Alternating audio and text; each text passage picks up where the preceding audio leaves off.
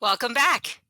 Just a reminder, if you're in the New York City area, I am teaching a how to back squat workshop this Saturday where my co-coach Eric Salvador and I will teach the form and technique of the most powerful barbell lift, the back squat. The workshop is for all levels and specifically for beginners. You'll leave the workshop confident going into any gym to squat on your own. I'll drop the workshop details in the show notes. And on to today's episode. Yesterday, I got a text from a friend. Oh my God, she's amazing. We have a plan, and right now I feel so grateful to Dr. Potter and you. This friend is 49, and over the past 7 months, she's been sharing with me how she's been feeling off. Her energy levels feel low, even though all her life friends have commented, "How do you have so much energy?" She hasn't been feeling depressed per se, but she's had what I call the blahs. It's the same feeling Oprah had when going through perimenopause. In addition to the blahs, she's noticed weight gain, even though she was working out at a CrossFit-like gym 5 days a week, body changes, thinning hair, and she just doesn't feel like herself. She had even talked to her gynecologist about it, who had basically told her, don't worry. And that was it. My friend had joined my First Steps Through Perimenopause webinar that I had in October 2023, where I shared the number one step every woman over 45 needs to do for her health is to find the right medical ally. During this time of our lives, when our body's going through the same type of hormone-related changes that we experienced between the ages of 11 and 17, we need a doctor to guide us through the symptoms that deeply affect our daily happiness and living. Think about this. As a teenager, acne is a result of hormone changes. That's a symptom of the adolescent hormone changes, and there are ways to treat it. As a midlife woman, symptoms you'll experience will be unique to your body, and they will range from the following list.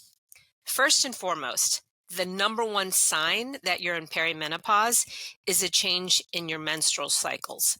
And when I say change, I mean they could be coming every 2 to 3 weeks compared to your normal regular timing. They could be taking longer to come in between periods. There could be a change in your flow. Some women start getting super heavy flows during this time. The menstrual cycle changes are the most obvious sign of hormone fluctuations, which is what perimenopause is. It's the hormone transition to menopause.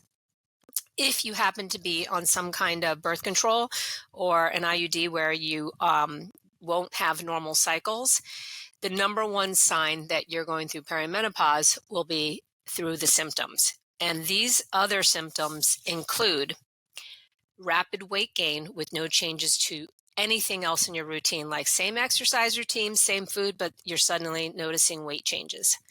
Feeling ennui, which is what I called the blahs. Feeling forgetful.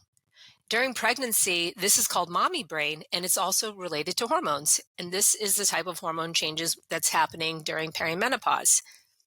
Hot flashes or night sweats. And these are the most commonly spoken about ones that people associate perimenopause with. Thinning hair and thinning skin. Thinning hair is what I experience, where you just notice, like, why does my hair just feel like it's a smaller ponytail? That you won't necessarily be seeing tons of hair dropping into the shower, but you'll notice that your hair just feels thinner. Low sex drive when you've never had a problem before.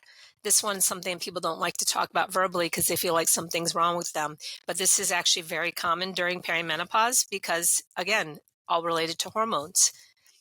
Acne. My sister actually had this. She started to get pimples. She hasn't had pimples in a long time. Sleep changes, such as insomnia, and that's what I experienced during my perimenopause transition.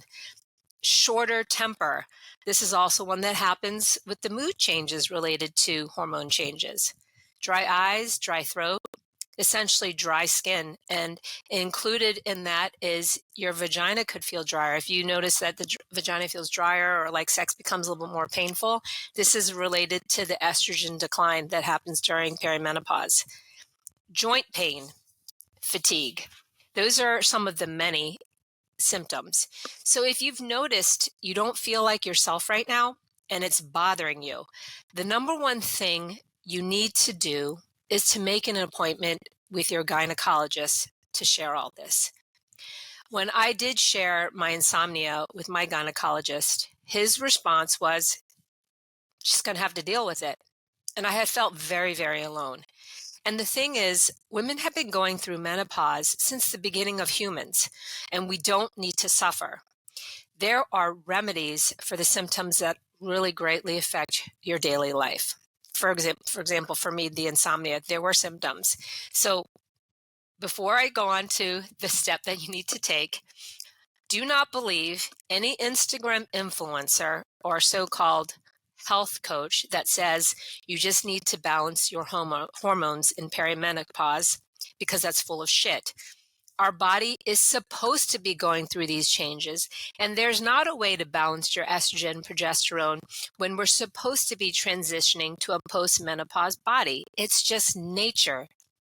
What we can do, or what a menopause educated doctor can help you with, is how to balance the symptoms of the hormone changes. So if you or your friend have been suffering through any of the symptoms I listed, or you just don't feel like yourself, I'm giving you one task. Book your gynecologist appointment now. If in the past you never felt like your doctor listened to you, which is what I had felt, or made you feel like your observations were invalid, you are to do what I told my friend to do, and which is what I did, is to head over to the nonprofit website menopause.org to find a menopause certified practitioner.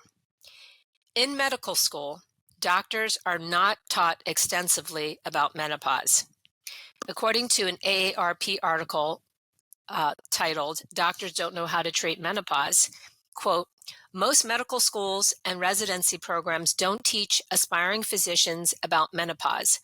Indeed, a recent survey reveals that just 20% of OB-GYN residency programs provide any kind of menopause training. Mostly the courses are elective, and nearly 80% of medical residents admit they feel barely comfortable discussing or treating menopause." On menopause.org, which is also known as the North American Menopause Society, they offer extensive education for doctors where being a menopause certified practitioner requires that they pass a rigorous exam. I personally would recommend you find your doctor there, which is what I had did. They have a directory where you can search for a doctor by zip code. I would do that first, then make a list of the doctors that are near you. Cross-reference with your insurance list to see which names are covered by your insurance. Then from that short list, I would do a quick search on reviews. When you meet with your menopause educated doctor, you'll feel like my friend texted.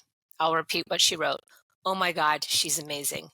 We have a plan, and I feel so grateful right now to both you and Dr. Potter." When I switched doctors also to one that was menopause educated, I felt exactly the same way. You need and you deserve a doctor who understands deeply about women's health from menopause and beyond. You deserve to be heard. I'll put the Menopause Society link in the show notes, and I'll talk to you next week. I'm Coach Tina. For more information about how to work with me, head to ironstrongfitness.com and send me a message. I'll see you next time.